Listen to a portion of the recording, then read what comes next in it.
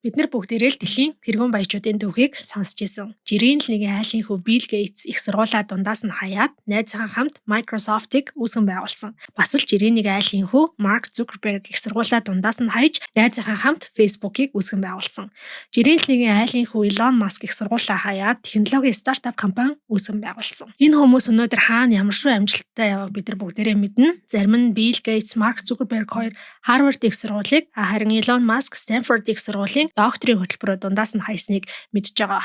Бас зарим хүмүүс Elon Musk-ийн аав нь Маргад Эрдэнийн уурхайтайг Билл Гейтс хуульч аав бизнес хийдэг ээжтэй хувийн сургууль зурдаг байсан буюу дунджаас дээш давхаргын айл төрснийг мэдж байгаа хаа. Гэхдээ яг энэ хүмүүсийн ийм их амжилтанд хүрч чадсан нууц нь юу юм болоо? Өдөр шөнөгүй ажилласан уу, гоц ухаантай байсан уу, бусдаас онцгой авьяастай байсан уу, зөв газартаа, зөв цагтаа байсны хувь. Хамгийн гол нь надад тэгвэл ийм том онцгой амжилтанд хүрэх боломж яг бодтой байгаа юу гэж та хэзээ нэгэн цаг сонирхож ийсэн бол өнөөдөр танд энэ асуултанд бас нэгэн сонирхолтой өнцгөөс хариулсан Malcolm Gladwell гэдэг зохиолчийн Outliers номын тухай ярих гэж байна.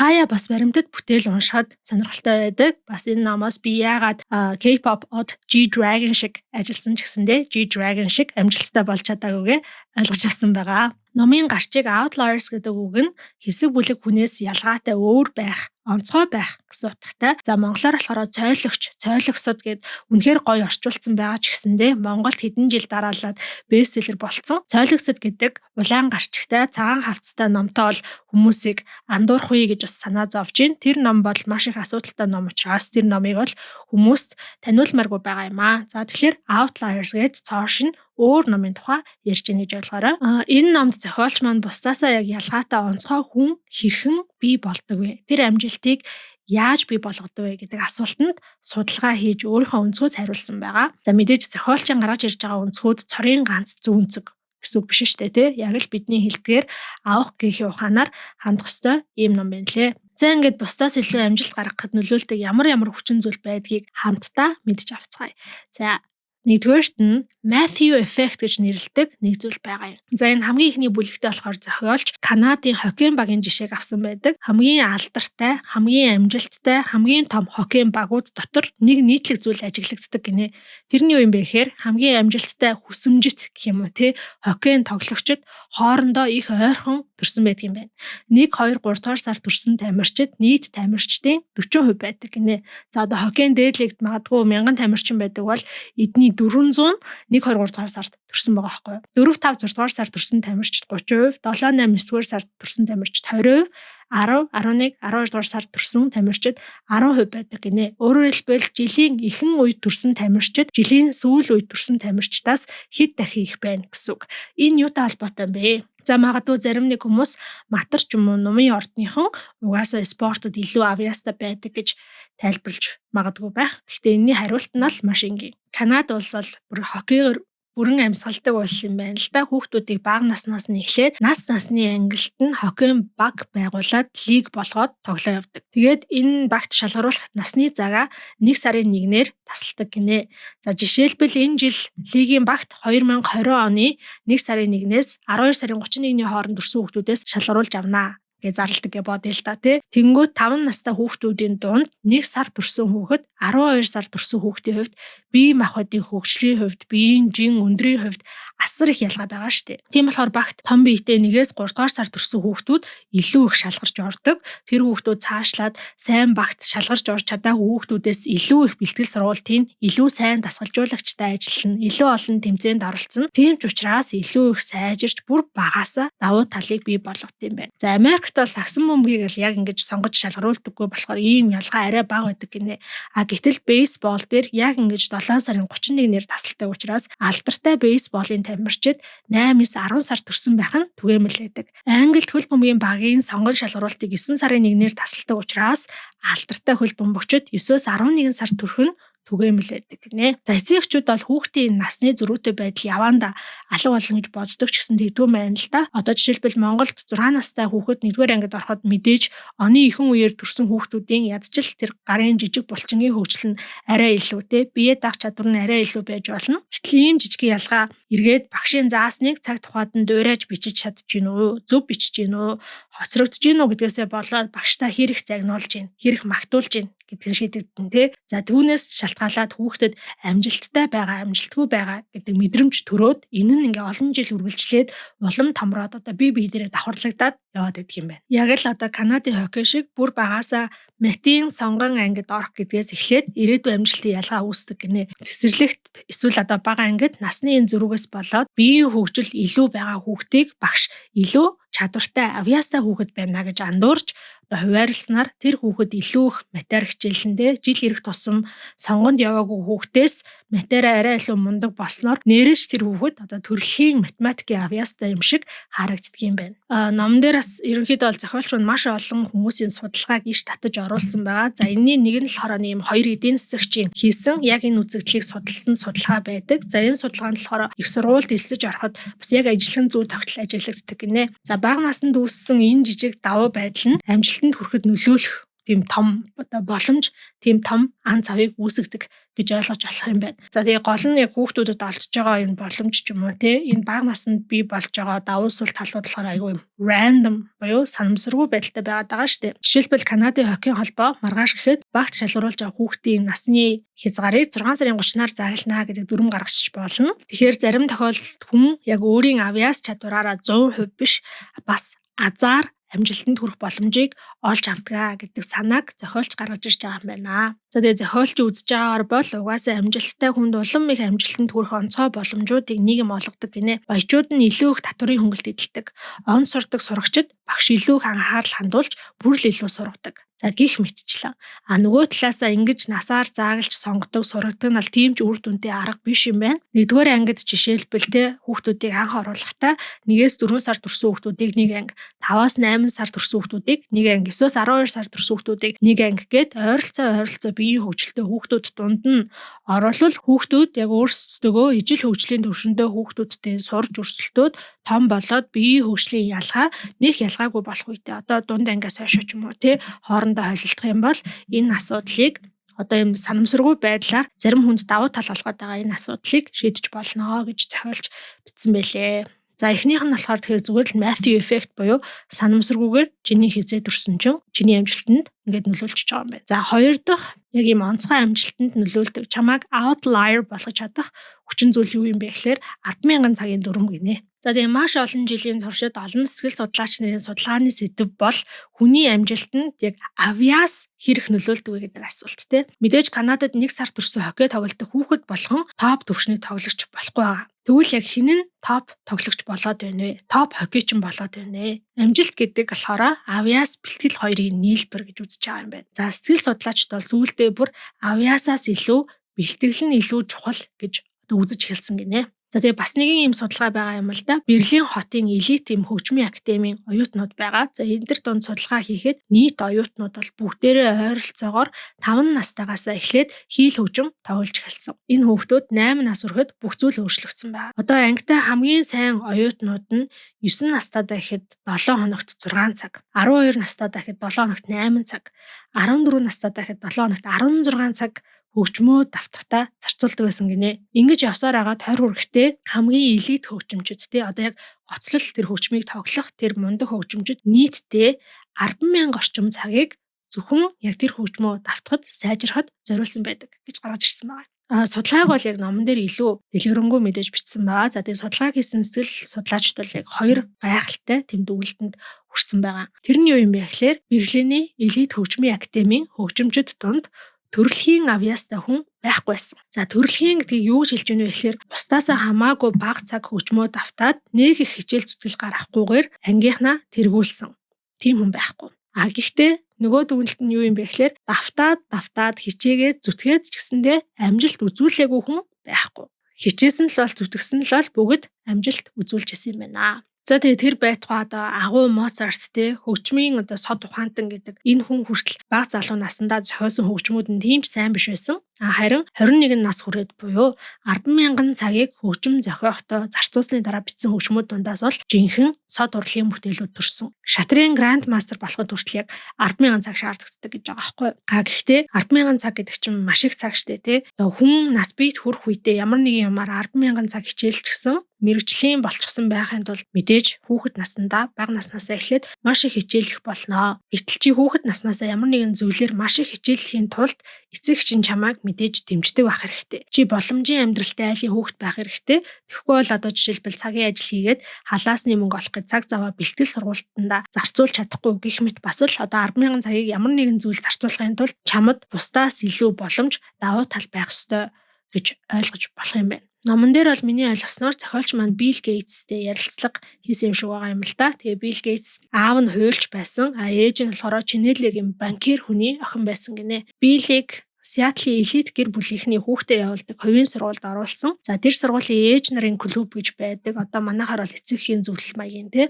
За тэр клубнийх нь болохоор 1968 онд сургуультай компьютер авсан байгаа юм. За тэр үед болохоор ийм 10 жилийн сургууль байтугай ихэнх их сургуульд ч компьютер байдгүй байсан юм байна л да. Ингээд Билл Гейтс 8 дугаар ангиасаа эхлээд код бичиж сураад одоо тэр сургуулийнхаа компьютерийн өрөөнд бараг л амьдардаг болсон гэж байгаа байхгүй юу? Яванда тухайн одоо Сиэтл хотод шинээр байгуулагдсан жижиг компани компьютерийг ашиглах боломж, тэр компанид код бичиж өгөх боломж, Вашингтоны их сургуульд байдаг компьютер дээр найзуудтайгаа шөнө код бичиж суух боломжууд олдсон байгаа юм л да.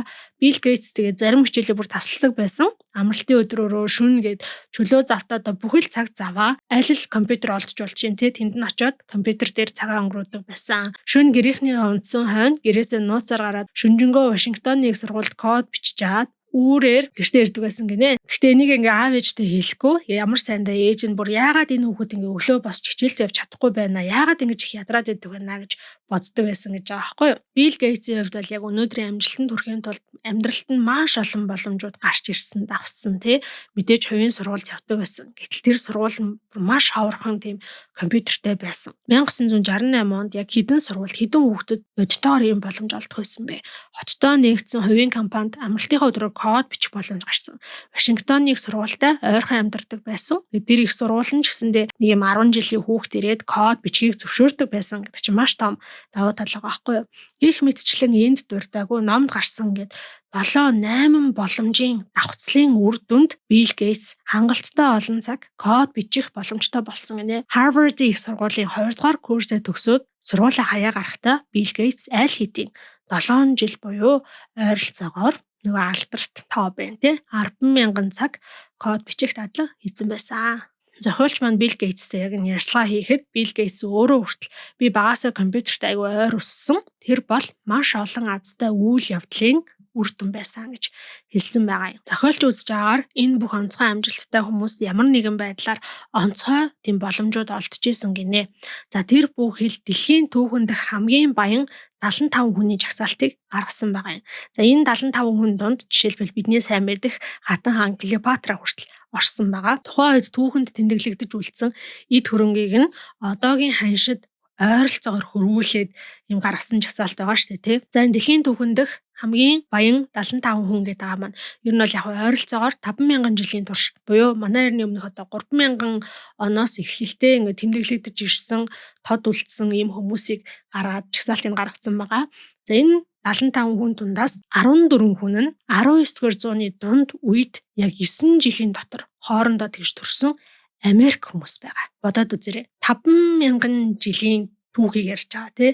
Энэ түүхэн дэх 75 хүний 14 гэдэг бол маш том тоо. За энэ 14-нд бидний сонсч ирсэн Rockefeller, Andrew Carnegie, JP Morgan гэх мэт хүмүүс байгаа. За эдгээр бүгдээрээ 1831-ээс 1840 онд төрсэн юм байна. Яагаад энэ 9 жилийн хугацаанд ийм олон баян хүн төрвөө гэсэн чинь Америкийн эдийн засаг 1860-аас 1870-аад онд бүүн болсон гинэ. Энэ үед бол төмөр зам баригдсан Wall Street гэдэг юм чи одоо анх үүсчихсэн те. Мөн эдийн засаг үйлдвэрлэл рүү шилжсэн ийм гайхамшигтай он жилүүд байсан. Яг энэ 1860-70-аад онд хэрвээ чи хит залуухан бол мэдээж энэ боломжуудыг ашиглаж чадахгүй, хит хөгшин бол бас л ашиглаж чадахгүй. Энэ бүүн болсон эдийн засгийг хэн ашиглаж чадсан бэ? Хэн тултал нь ашигласан бэ гэхээр 1830-аас 1840 онд төрсэн эдийн засгийн энэ их өсөлт эхэлж байхад эд 20-30 настай байсан залуучууд ашигласан юм байна. За тэгвэл 20 дугаар зуунд 1975 онд хувийн компьютерийн эрен үе дөнгөж эхэлж ирсэн гинэ. Одоо айлбар гэртээ компьютертай болж эхэлж ирсэн гэсэн. Яг л дээрхтээ ижил логиктой. Хэрвээ 1975 оны тэр хавцаа насан явцсан байсан бол хөгшөрсөн байсан бол аль хэдийн одоо IBM гэдэг компанид доктор суурьшилтай ажилд орсон. Хувийн компьютерийн одоо авчирж болох тэр асар их потенциалыг харж чадахгүй зөвхөн тэр IBM гэдэг корпорацийнхаа үзэл баримтлалд л автчихсан байгаа штэ тий.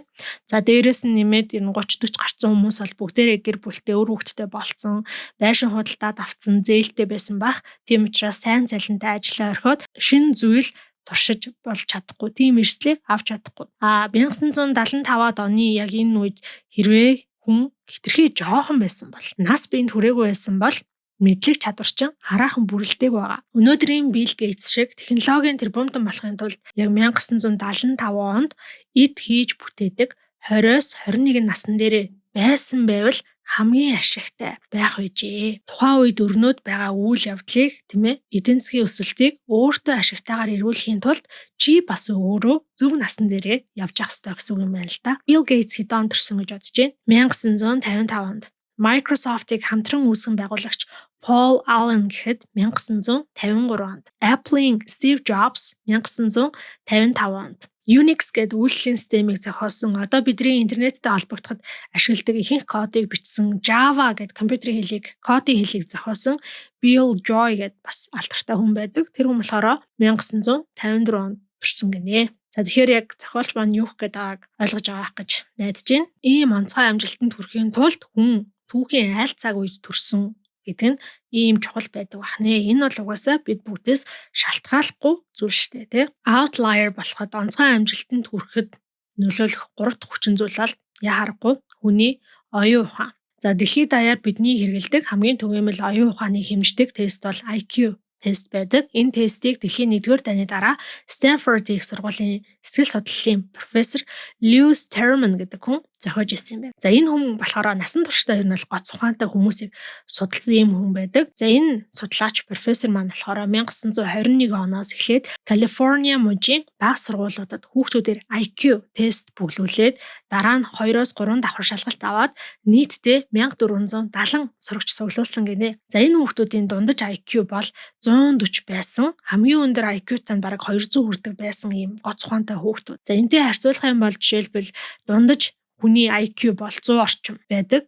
За 70 болон 70-аас доошогоо IQ-тай бол оюуны хомсдолтой гэж үздэг гинэ. Нэр хүндтэй их сургуулийн нэлээд өрсөлдөөнтэй магистрийн хөтөлбөрт орохын тулд IQ 115 байх шаардлагатай гэж үздэг гэж байна. За тэгэхээр 140-140-с дээшээ гэдэг бол маш өндөр үзүүлэлт юм байна. Lewis Terman судлаач бол энэ сонгож авсан гоц ухаантай хүүхдүүдэд шинжлэх ухаан, урлаг, засгийн газар, боловсрал, нийгэм гэд бүх зүйлийг түүжээлэх удирдагчд болно гэдэгт итгэлтэй байсан. За тийм учраас насан туршдаа энэ хүүхдүүдийг судлаад хичээлийн дүн, элсэн орсон, сургууль, ажил мэргэжил, гэрлэлт, өвчин зовлон, үр хүүхэд гэд юу гэдгийг бүх зүйлийг нь тэмдэглэж авсан юм урт хугацааны судалгаа байгаа. Энэ хүн бол яг юу ч үздэг гэсэн бэ гэхээр хүний IQ буюу яг оюун ухаан нь хүнийг амжилтанд хүрэхэд хангалттай гэж үздэг байсан. Гэхдээ яг энэ судалгаа дуусахад насны эцэст гэх юм уу өөрийгөө буруу бодож байна гэдгийг ойлгож авсан байна.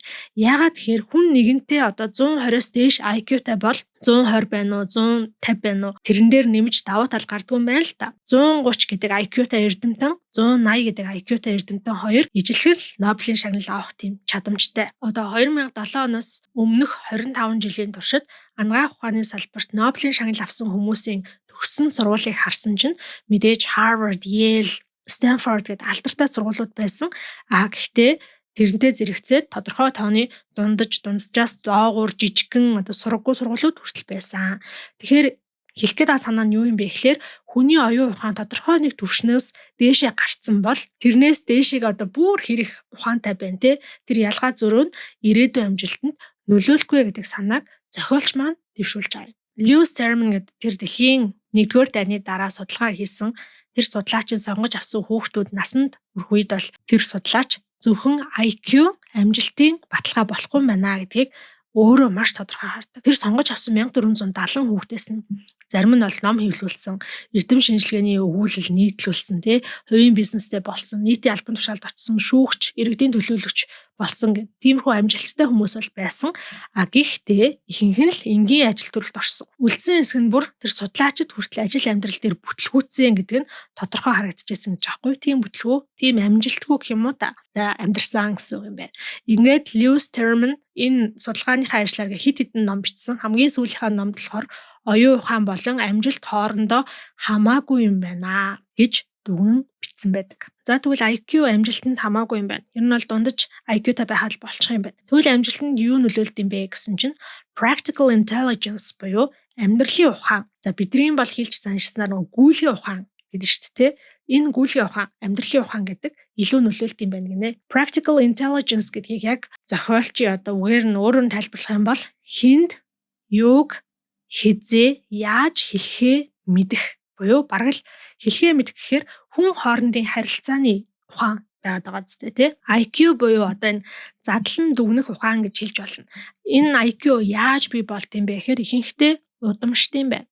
Өндөр IQ-тай аав ээжээс өндөр IQ-тай хүүхэд төрнө гэсэн. За тэгвэл энэ practical intelligence яаж бий болт юм бэ гэхээр хүн энийг сурдаг юм байна. Зохиолч маань энэ Laro гэдэг эмэгтэй судлаачийн хийсэн нэг судалгааг бас ашигласан байгаа. За энэ судлаач бол баян, ядуу, хар, цагаан арьстай гэдэг янз янзын нийгмийн давхаргын янз бүрийн яс үндэстэй 12 гэр бүлийг сонгож аваад бас л урт хугацааны судалгаа хийсэн. За энэ урт хугацааны судалгаанууд бас ер нь аюул гоё сонирхолтой байд юм бэлээ. Дээрээс нь нэмээд урт хугацааны судалгаа хийхэд бол маш амаргүй, нэлээ хөрөнгө мөнгө шаарддаг. За энэ судлаач болохоор яасан бэ гэхээр энэ 12 гэр бүлийг сонгож аваад нэлээ урт хугацааг хамт өнгөрөөсөн. За тэгээд өөрсдөө болохоор бидрийг яг гэрийнхаа тэжээр амтангээ бодцоо. Тэгээ бид нар зүгээр л энэ та нарыг ажиллаа байж гин. Та нар яг энгийн үеигшгээл хоорондоо харьц амьдр гэж хэлсэн байгаа юм. За ингээд 12 гэр бүлд судалгаа хийсэн юм чинь магадгүй хүүхэд өсгөх 12 өөр арга барил гарч ирсэн байх гэж та бодож байна уу? Тэгсэн чинь яг үнэндээ хүүхд хүмүүжүүлэх 2 арга барил харагдсан гинэ. Чинээлэг гэр бүлүүд нь болохоор хүүхдээ нэг янзаар амьдралын боломж тааруу ядуу гэх юм уу гэр бүлүүд нь хүүхдээ өөр нэг янзаар өсгөдөг гинэ. За яаж өсгөж ийнэ гэхээр чинээлэг гэр бүлд эцэг эх нь хүүхдийнхаа чөлөөт цагт оролцоо ихтэй. Нэг дугуулангаас нөгөө дугууланд өөртөө зөөдөг. Багш ангийнхан дугуулангийнхын талаар ингээд асуудаг болж таарсан. Чинээлэг гэр бүлийн хүүхдүүд ч гэсэндээ олон дугуулан сексэнд явдаг гинэ. Жишээ нь нэг хүүхэд зундаа 2 өөр хөлбөмбөгийн багт явдаг. Хажуугаар нь бейсбол, усан цэлэлт, найрал хөгжим, төвлөрөн уран хичээл авдаг байсан байгаа юм. Амьдралын боломж тааруу айлын хүүхдүүд болохоор огтхон жим олон дугуулан секцэнд явдаггүй. Хиндэн ч ийм амьдралын хэмнэл байхгүй. Гэх юм уу? Ерөөсөө оронд нь яадаг байсан бэ гэхээр ах дүү нартайгаа эсвэл годомжны хүүхдүүдтэйгээ найзалдаг, гадаа тоглол байж идэг. Ийм айлын хүүхдүүд ямар нэгэн зүйл сайн сонирхож байгаа гэдгийг аав ээж нь ч угаасаа тоохгүй, наа ч угаасаа л дуулаад байж идэгин гэдэг ч юм уу те. Гоё дуулдаг хүүхдээ тийм өнцгөөс ханддаг байгаа байхгүй юу? За дундаж олон чинэлэг гэр бүлүүд хүүхдтэй шууд тушаал өгөхгүй. Оронд нь аягүй сайн ярилцдаг. За хамгийн гол нь хүүхдүүд нь өөдөөс нь ингээ үг сөрнөө. Өөртөө нь хилцээр хийх гэж оролдоно гэдгийг мэддэг те. Ямар нэгэн зүйл дээр наадаа цантай байя. Та ингэж тэгвэл би ингэж яа гэдэг. Тэрийг одоо хилцээр хийх гэж хэлж байгаа. Ирэх мэдлэлтэй тийм томчуудаас айж имээдгүй өөрийгөө илэрхийлж сурсан байдаг гинэ. Жишээ нь ийм айлын хүүхэд сургууль дээрээ сонгоны ангид ганц нэг онооны зөрүүгээс болоод орч чадахгүй байх юм бол эцэг эхэн шууд багштай нь уулзаад яриад дахин шалгалт өгүүлдэг гэдэг ч юм уу те. Ер нь бол хүүхдийн төлөө айгүй хэм зүтгэдэг явдаг эцэг эхнэр байдаг. Амьдралын боломж тааруу айлууд болохоор цаанаасаа эрх мэдэлтэй хүмүүсээс айдаг. За эрх мэдэлтэй хүмүүс гингүү та бүхэн шууд л их хурлын гишүүн ч юм уу те дарга гэж бодож болохгүй. Амьдралын боломж тааруу эцэг эхчүүдэд ангийн багш сургуулийн захирал нь хүртэл тийм айгүй эрх мэдэлтэй тэрний яг юу ч хэлнэ тэр үгийнхэн давуу байдаг. Тэр хүмүүсээс ингээд айж имээсэн тэр хүмүүсийн үгээр байгаад байдаг хандлагатай. Тийм болохоор хүүхдийн төлөө дуугархаас илүү чимээгүй багшийн нүдэнд өртөхгүй байхыг хичээдэг гэсэн байсан. За тэгэхээр энийг 2 хуваачж байгаа юм л да. Дундаж болон чинэлэг гэр бүлүүд бол хүүхдээ хичээнгүйлэн боловсруулдаг юм байна. Амьдралын боломж тааруу айлуудын хүүхдүүд болохоор байгалийн жамаараа өсдөг гинэ. Ингэж хүүхдээ ялгаатай өсөж байгаа учраас насан туршид хүүхд нь мэдээж ялгаатай л амжилтанд хүрсэн байж таараа. За хүүхдээ хичээнгүйлэн боловсруулнаа гэдэг юм л да.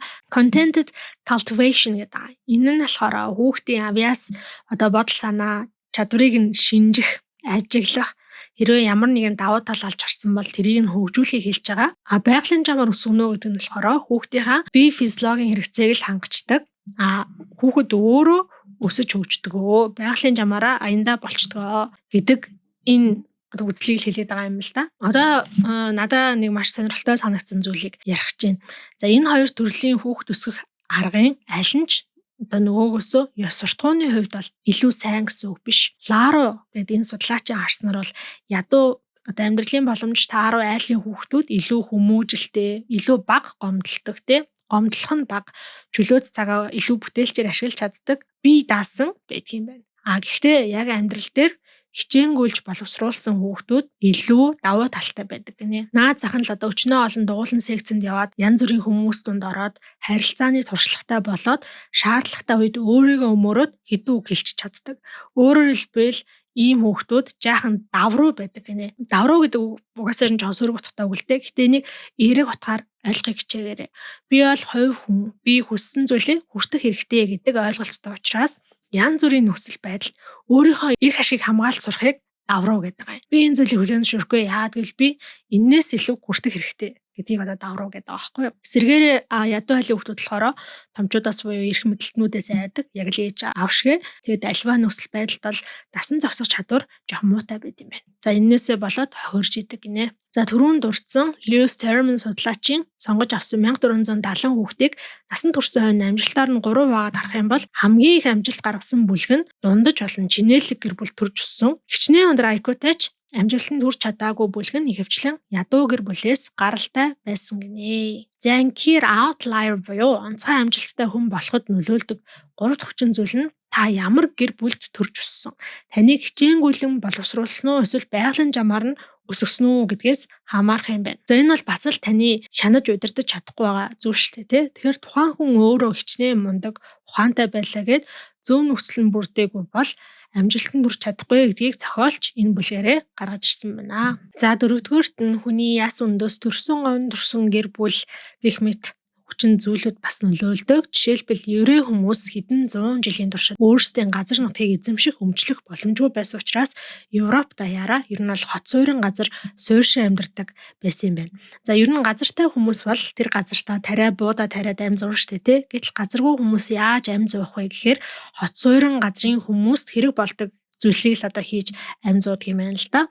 Ингээд еврей хүмүүс хувц соёх, гутал хийх, бугуун цаг хийх, жижиг хүнс ногооны дэлгүүр ажиллуулах, үн тэтгэлийн дэлгүүр ажиллуулах гэх мэт мэрэгшсэн ийм ажил мэрэгчлээ байсан байгаа юм. За энэ хүмүүс маш олноор 19-р зууны төгсгөл үед Европоос одоо шинэ боломж бололцоо хайгаад Америкт за тэр дундаа Нью-Йорк хотод нүүж ирцгээсэн. За бусад үндэстэн жишээ нь Итали ч юм уу Испаниас Америкт ирсэн хүмүүс бол өмнө нь газар тариалан эрхэлж байгаад ирсэн учраас өөрсдөөс нь төрүүлж ирээд хөлөө олоод газартай болцсон Итали, Испани хүмүүсийнхээ тариалангийн талбайд ажиллаад эргээд л тариачин болж байсан. Гэтэл еврей хүмүүс аль хэдийн хотын орчин нөхцөлд тохирсон ажил мэргэжилтэд мэргэжсэн хүмүүс Америкт ирж байжээ. За энэ хүмүүс бол шинэ төвд ирээд бүгд л чаддаг зүйлээ хийж эхэлсэн. За бүр 1900 он гэхэд Америкийн бэлэн хувцсны зах зээлийг зүүн Европоос ирсэн еврей цагаачид бүрэн бадсан байсан гинэ. Тэр үед бэлэн хувцсны зах зээл хот суурин газрын одоо хамгийн ашигтай эргэлттэй салбар байсан байгаа юм. 1900 онд Нью-Йоркт хувцс ойж чаддаг хүн ирнэ гэдэг нь 1986 онд захиурын хөндөд 10,000 цаг код бичсэн туршлагатай хүн ирж байгаатай яг ижилхэн тийм давуу талтай байсан. За еврей хүмүүс энэ бэлэн хувцсны салбартай амжилт гаргасан нэг чухал хүчин зүйл нь бол сэтгэл ханамж авдаг ажиллаа хийдэг байсан гэж зохиолч хэлсэн байгаа. Ажилласаа сэтгэл ханамж авахын тулд тухайн хүнд бие даан ажиллах боломж олгодог. Нэгдүгээрт, хоёрдугаарт тодорхой хэмжээнд нарийн төвөгтэй буюу толгоогоо ажилуулдаг. За гуравдугаарт нь болохоор гаргаж байгаа хүчин зүтгэл авж байгаа үр дүн хоёр шууд хамааралтай байх ёстой. Энэ гурван шалгуурыг хангаж иж тухайн ажлаасаа хүн сэтгэл ханамж авах боломжтой болдог гинэ. За энэ гурван шалгуур бол тухайн үед яг бэлэн хувцсны бизнес эрхэлж ийсэн хүмүүст байсан ийм ажлаа олох нь бас амжилтанд хүрэхэд нөлөөлнө гэд. Bill Gates, Beatles хамтлаг гэд бүгдээрээ хийж байгаа зүйлээсээ бол яг энэ гурван зүйлийг мэдэрдэг байсан гэж зохиолч бичсэн байгаа. За хамгийн сонирхолтой нь бол яг ийм сэтгэл ханамжтай ажил хийдэг гэр бүлийн хүүхдүүдийн амьдрал. Бэлэн хувцс ойж зарж байгаа еврей хүмүүсийн хүүхэд юуг ойлгож, юуг харж өсдөг вэ гэхээр хэрвээ чи хичээнгүйлэн ажилдаг, өөрийгөө илэрхийлж тарих толгоогоо төсөөллөө ашиглаж чадах юм бол өөрийнхөө хүслийг биелүүлж чаднаа гэдгийг энэ хүүхдүүд ойлгосон байгаа юм аа. Ер нь тэгээд альва зүйлийн зүй тогтол гэж аюул сонирхолтой 1982 онд хийсэн бас нэгэн судалгаа байгаа юм л да номон дээр. За судлаач маань болохоор энэ сая ярьсан 1900-аад онд Америкт ирсэн еврей цагаачдын үр удамд юу тохиолдсон болоо гэд үр хүүхдүүдийг нь эрт сурж байгаад олсон чинь яг нэг ижил зүйл ажиглагдсан гинэ. За бидний ярьдгаар бол нэгдүгээр үеийнхэн буюу анх 1900 онд анхлан ирж исэн жижиг оюутлын цех ажиллуулж исэн нэг гэр бүл байлаа гэж үзье л та тий. Аав ээж үр хүүхдүүдтэйгээ. Хоёрдугаар үеийнхэн буюу хүүхд тахтаад Америкт ирж исэн тэр үеийнхэн нь аав ээжийнхээ бизнесийг өвлж аваад бэлэн хувцс үйлдвэрлэгч болсон байгаа юм. За 3 дугаар үеийнхэн буюу ач зээнэр гэсэн үг тий. Тэгтэл дандаа хуйлч болсон нэг юм гэр бүл байсан. За дахиад өөр нэгэн гэр бүлийн жишээг авъя. Нэгдүгээр үеийнхэн арьс боловсруулдаг байсан. Аав ээж нь Америкт ирэхдээ арьс боловсруулдаг байсан. 3 хүүхэдтэй гэр бүл гэж байгаа. Хоёрдугаар үеийнхэн буюу тэр 3 хүүхэд нь гуруулаа арьсан цүнх үйлдвэрлэгч болсон. Эцэг эхийнхээ бизнесийг өвлж аваад илүү боловсронгуй, илүү том болгосон байгаа зү тий. 3 дугаар үеийнхэн буюу тэр 3 хүүхдээс төрсөн 7 ач зээн 4 нь нэмж 3 нь хуйлч болсон. Гэх мэтчлэн энэ судлаачийн олж уулзаж чадсан бүх гэр бүл яг ижил зүй тогтолтой байсан. 2 дугаар үеийнхэн нь эцэгхийн ажлыг үргэлжлүүлсэн. 3 дугаар үеийнхэн нь болохоор нарийн мэрэгжилтэй хамгийн гол нь амжилттай мэрэгчлэтнүүд болсон байсан. 1970-аад онд Нью-Йоркийн Манхэттен дүүрэгт бол еврей хуульчид асар их амжилттай ажиллаж бүр хэдэн тэрбум долларын орлоготой хуулийн фирмүүд байгуулж ирсэн байна л та. За энэ хүмүүс бол яг л саяны ярьсан дээрх тэр цагаачдын үр удам тэр амжилттай яваад байгаа 3 дугаар үеийнхэн юм байна. Ийм нарийн мэрэгчлэтнүүд болцсон. За тэр хүмүүсийн соёл төрсөн үе тэ гэр бүлийн түүхэн тэр хүмүүс хамгийн их боломжийг олгосон гэж зохиолж үзсэн байна. За энэ дээр болохоор би бас хувийнхаа түүхээс ярихад манай их сургуулийн багш маань хэлжсэн хүмүүст за тэр тусмаа залуучуудад тэр багш маань нэг зүйлийг хэлж өгмөр байдаг гинэ. Тэр нь юу юм бэ гэхээр хүн бүр юу гэдэг хүсэл Elon Musk шиг, Bill Gates шиг, Mark Zuckerberg шиг болж чадахгүй. Нийгмийн анги давхаргаа өөрчлөнө гэдэг чинь амар хэцүү зүйл байдаг. Чи үхтлээ хичээж иж нэг шат ахина. Чиний үр хүүхэд чи үхтлээ хичээж иж тэрнээс чинь дахиад нэг шат ахина. Ингэж явсаар агаад 3 4 дахь үеийнхэн чинь л гоц амжилтанд хүрнэ гэдгийг хэлмээр байдаг гэсэн. Тэр багш маань бол бакалавр, магистрийн хичээл заадаг, залуу хүмүүстэй ажилтдаг болохоор мэдээж ямар нэгэн зүйл ажигласан болоод оюутнуудын ярианаас нэг зүйл ойлгосон болохоор л ийм зүйл хэлмээр байдаг байх л та. Ер нь бол тэгээд яг залуу хүмүүс бид нар ч угаасаа маш их романтик сэтгэлгээтэй. Тэгээд жир нь ямар ч зүйлийг яг хийж үзээгүй байх тул аюу амархан санагддаг штэ тий. Тэгэхээр яг сая энэ сүүлд дурдсан судалгаа бол багшийн энэ хэлснийг нь баталж өгж байгаа судалгаа юм шиг санагдсан. Мэдээж нэг үедээ л онцгой амжилт гаргахыг үгүйсэхгүй тий. Яг би өнөөдөр first generation нэгдүгээр үеийнхэн байлаа. Би өнөөдөр мэдээж онцгой амжилт гаргаж болно. Тим хүмүүс байдаг. Гэхдээ тэр нь маш ховорхон байдаг.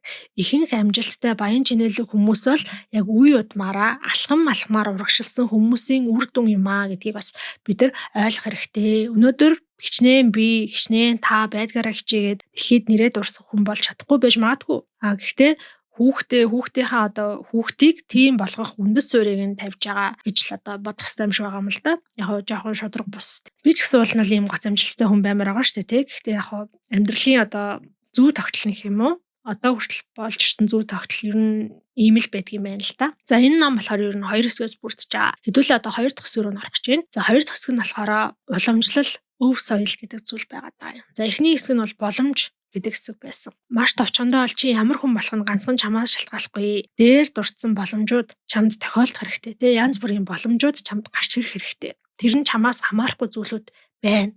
За түүнээс гадна чиний өвөг дээдсээ чинь өсөж төрсөн орчин нөлөөлнө гэж хэлээд байгаа байхгүй юу. За жишээлбэл газар тариалан эрхэлдэг өвөг дээдстэй байсан бол чиний зан характер илүү амар амгалан байх хандлагатай. Эсвэргээрээ мал аж ахуй эрхэлдэг байсан бол илүү агрессив ийм төрөн ууртай байх хандлагатай гинэ.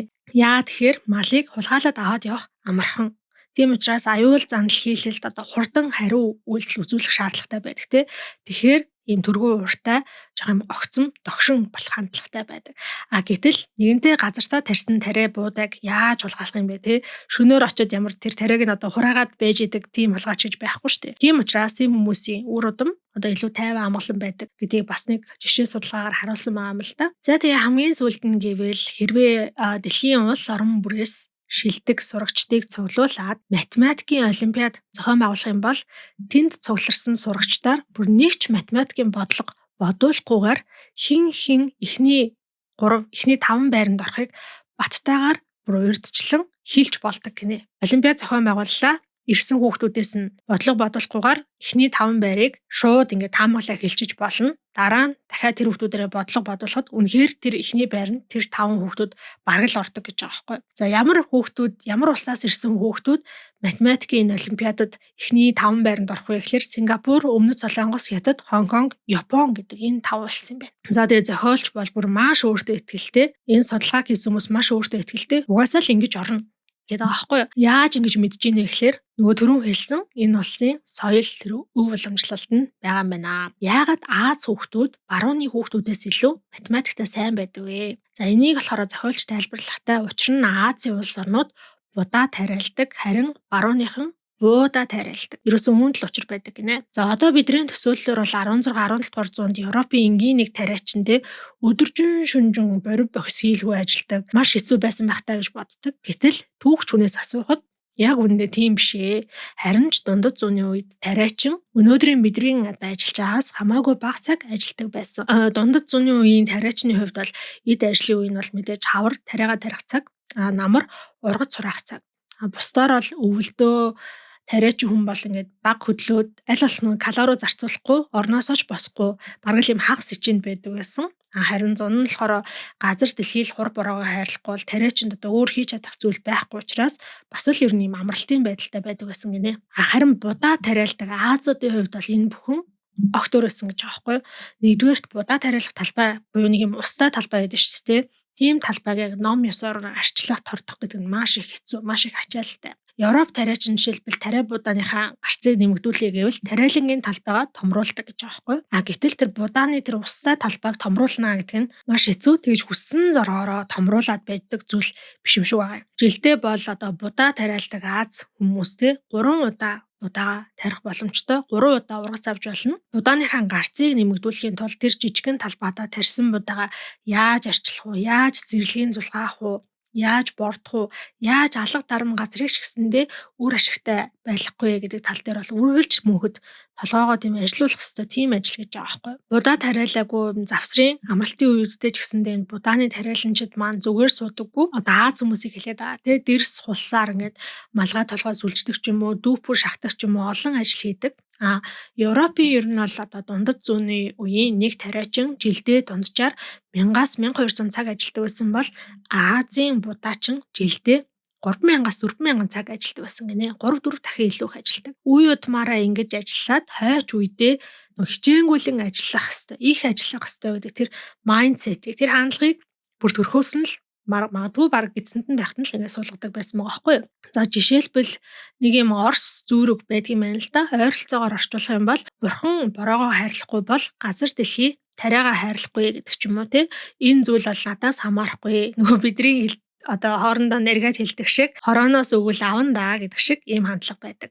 Хятад зүрт зүгдэл бүр шал өөр байдаг гинэ. За жишээлбэл хөлс цусаа урсахгүйгээр хоолоо олж идэхгүй.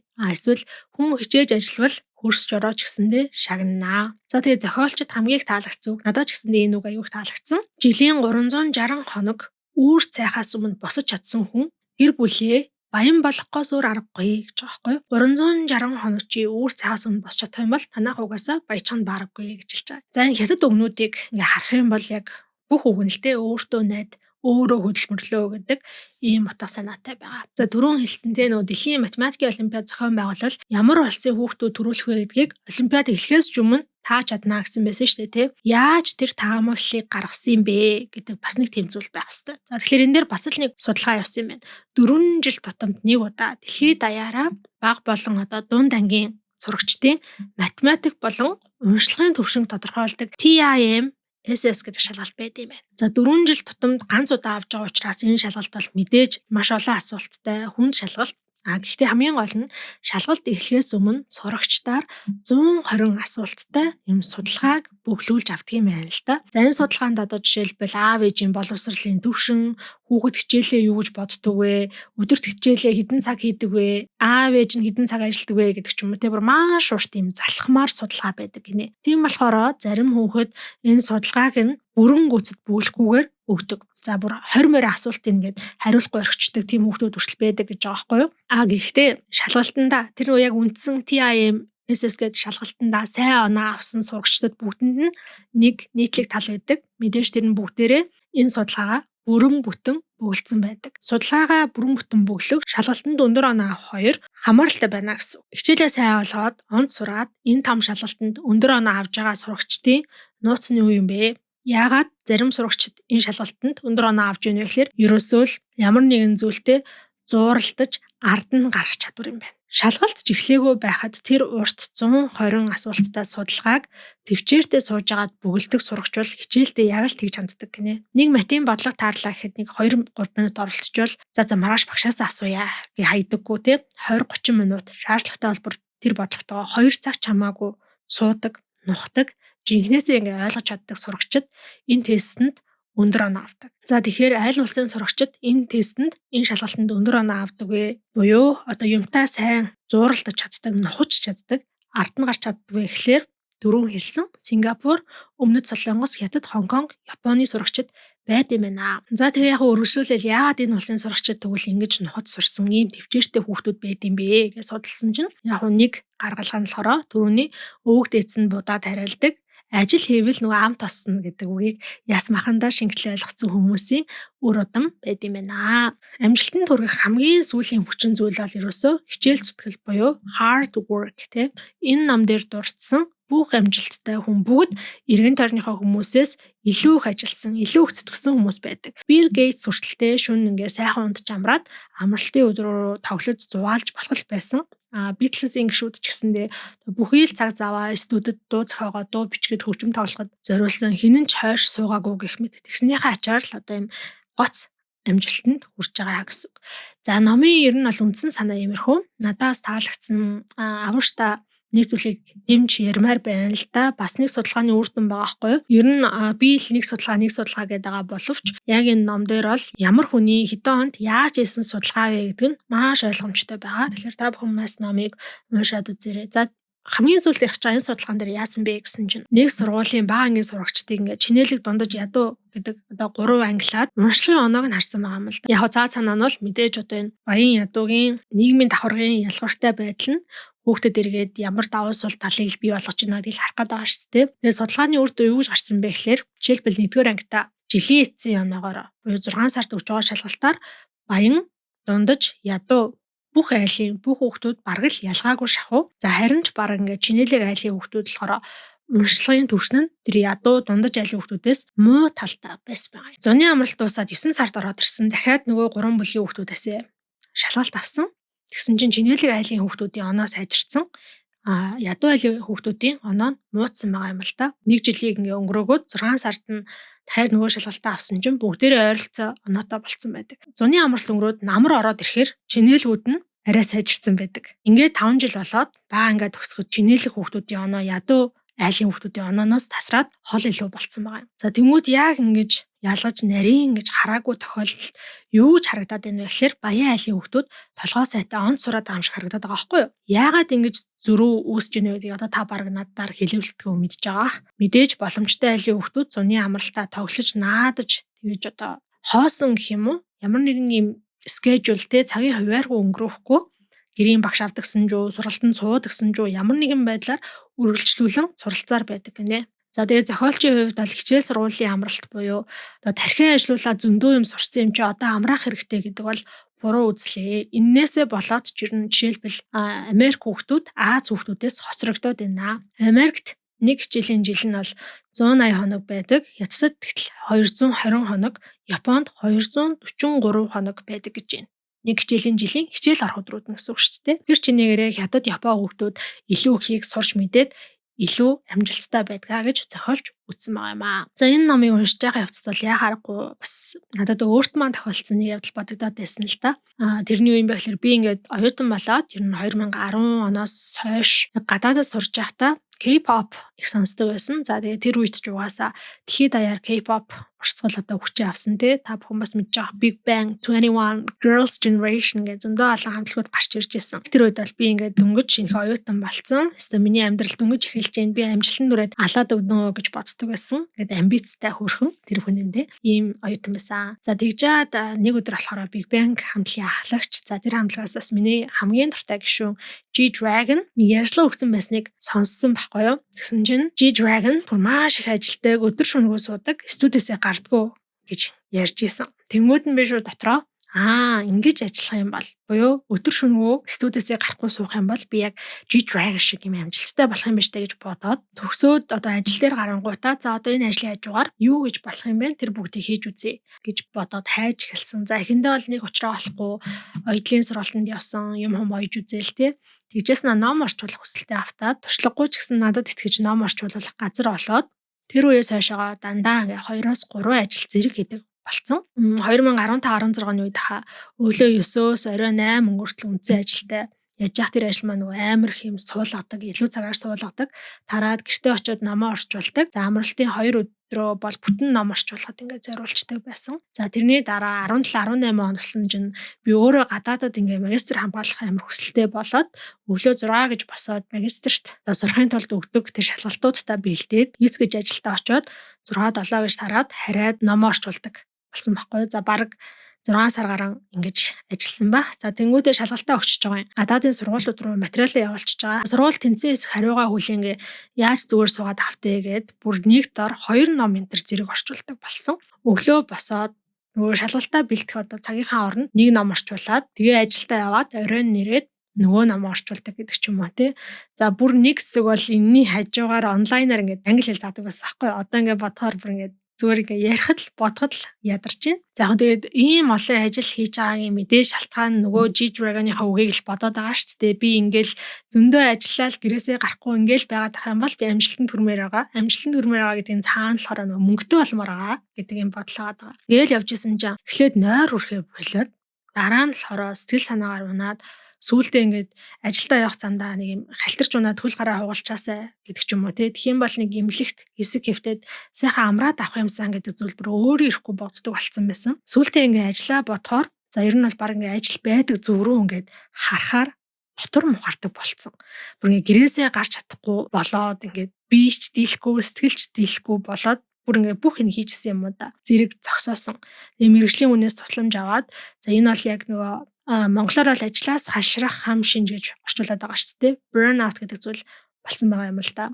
Burnout-ыг болохоор яг агчлаад орчуулах юм бол шатаад дууссан гэсэн үг шүү дээ тий. Тэгээд үнэхээр бас миний хувьд бол тухайн үед ковидын дараахан яг юм шатаад дууссан юм шүдэнс шиг өөрийгөө аяг өгт гэж мэдэрдэг байсан. Яг яг энэ номтой холбоо ярихад яагаад G-Dragon бид хоёр өөрийгөө ингээд G-Dragon-тай зөвлөд энэ бол яг зүгээр ингэ тоглоом шоглоом болгож л ингэж зөвлөж байгаа шүү дээ тий. Тэрнээс би өөрийгөө яалаа гэж мэдээж тэр хүнтэй зөвлөх үү. Гэхдээ яагаад нэг нь ингэж ийм лаг амжилттай байгаад нэг нь ингэж burnout болоод дуусчваа. Тэгэхээр яг энэ ном дээр гарсан хүчин зүйлүүд G-Dragon байсан уу, надад байсан уу, зохиолч ер нь хэр үнний ортой зүйл бичсэн бэ гэдгийг л шалгах гээд байгаа гэсэн санаа гэсэн. За хэдлээ G-Dragon-ыг авч үзээл та яг саяны ном дээр гарсан хүчин зүйлүүд энэ хүн тохиолдсон болоо гэдгийг харъя. За G-Dragon болохоор 1988 онд төрсөн. 88 он бол Өмнөд Солонгос Олимпийн наадмыг хургатаа зохион байгуулад дэлхийн дэвжээнд яг өөрсдөө ингээд таниулаа явж исэн үетэй ийм цаг үед Сөүл хотод төрсөн учраас мэдээж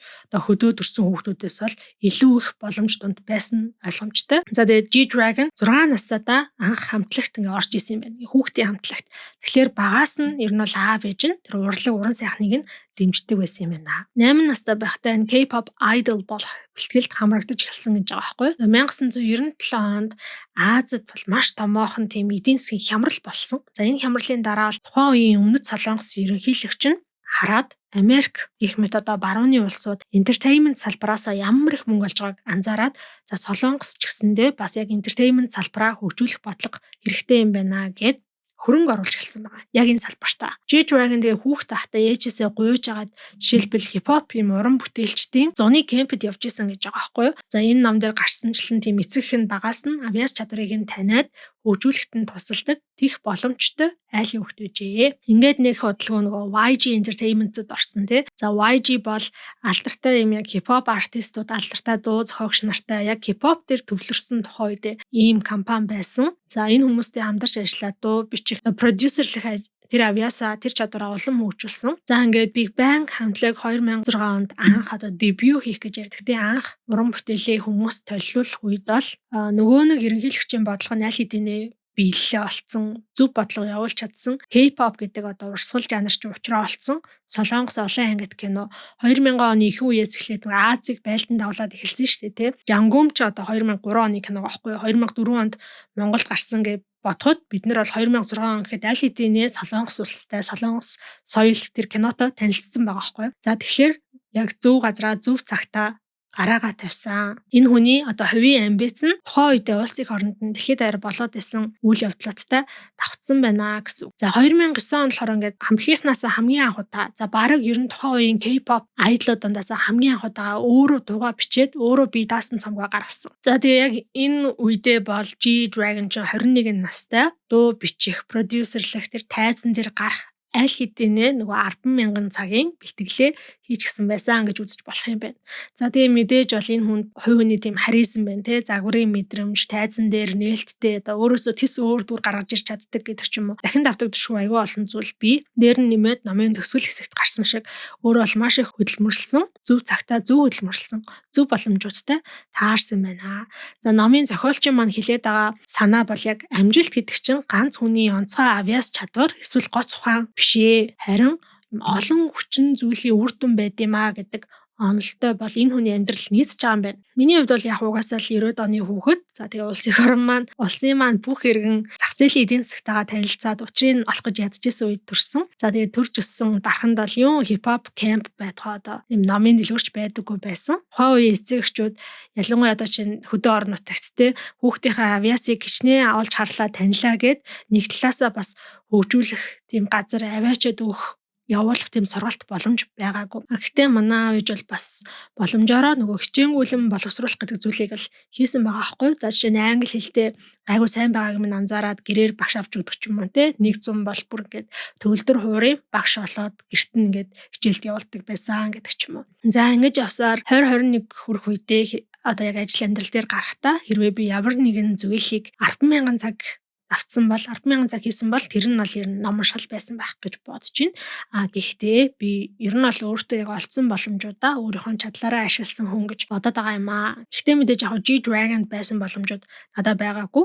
Ер нь гэхдээ байсан ч гэсэндээ би тэр хүн шиг болж чадаач уу те. Зөвхөн яг би энд ингээд жоохон тоглоом болгоод G-Dragon гэдээ яриад байгаа боловч тухайн үед 2014 5 6 7 оны үед бол яг юм их ажиллах гэдэг зүйл чинь айгу тренд байсан шүү дээ. Айгу их мод байсан. Бидний мэдих алдарт Elon Musk хүртэл 7 хоногт 80-аас 100 цаг ажилладаг байсан гэдгийг сонсоол те би бол шууд ингээл ерөөсөө л энэ юм байна. 80-аас 100 цаг ажиллах юм бол амжилт хүрэх юм байна гэдээ ингээд бодчихдөг байсан. Яг миний хувьд хамгийн гол хэлэх гээд байгаа санаа маань юу юм бэ гэхээр тийм онцгой амжилтанд хүрсэн хүнийг хэдэн цаг ажиллаж байгаатай л тийм амжилтанд холбоотой юм байна гэж ойлгоод тэр хүнээсээ үлгэр жишээ аваад хэрэгжүүлээд ажил амьдралынхаа тэнцвэрийг ингээ алдсан маань сургамж болоосоо гэдэг үүднээс яг энэ төгөг ярьж байгаа шүү. За тэгээ номын төгсгөлд бол мэдээж онцгой амжилтанд хүрэхийн тулд ийм олон хүчин зүйл шаардлагатай байд юм байна. Гэхдээ хэрвээ чи өөрөө хичээнгүйлж хөдөлмөрлөхгүй бол амжилтанд хүрч чадахгүй. Хичээж хөдөлмөрлөл энэ олон тохироонд бүрдээд те дэлхийн хэмжээний баян амжилттай хүн болж чадахгүй маа гэхэд энэ боломжууд чамд олдохгүй маа гэхэд чи дунджаас дээш буюу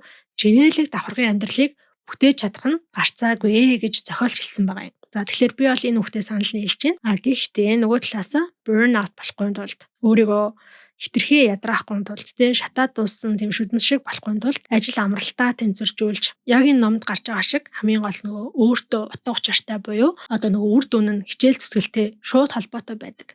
Биеэ дааж хийдэг. Тодорхой хэмжээнд таны тархийг ажилуулдаг. Тэр ажлаа олж хийгээрэй гэж хүсэж байна. За ингээд та бүхэн дор бүрнээ бас өөрсдийнхөө амьдралыг эргээд дүгнээд бодоод үзээрэй. Магадгүй ямар нэгэн зүйлийг та аль хэдийн 10,000 цаг давтсан байгаа ч юм билүү те. Энэ боломжуудыг бас бодоод үзээрэй. Таны амьдралд аль боломжинд байгаа юм шиг санагдаж байна. Гэх мэтчлэн одоо номоос төрсөн танд өөрт ч үлдсэн сэтгэлээ үлдээгээрэй. Удахгүй дараагийн бичлэгээрээ уулзъя.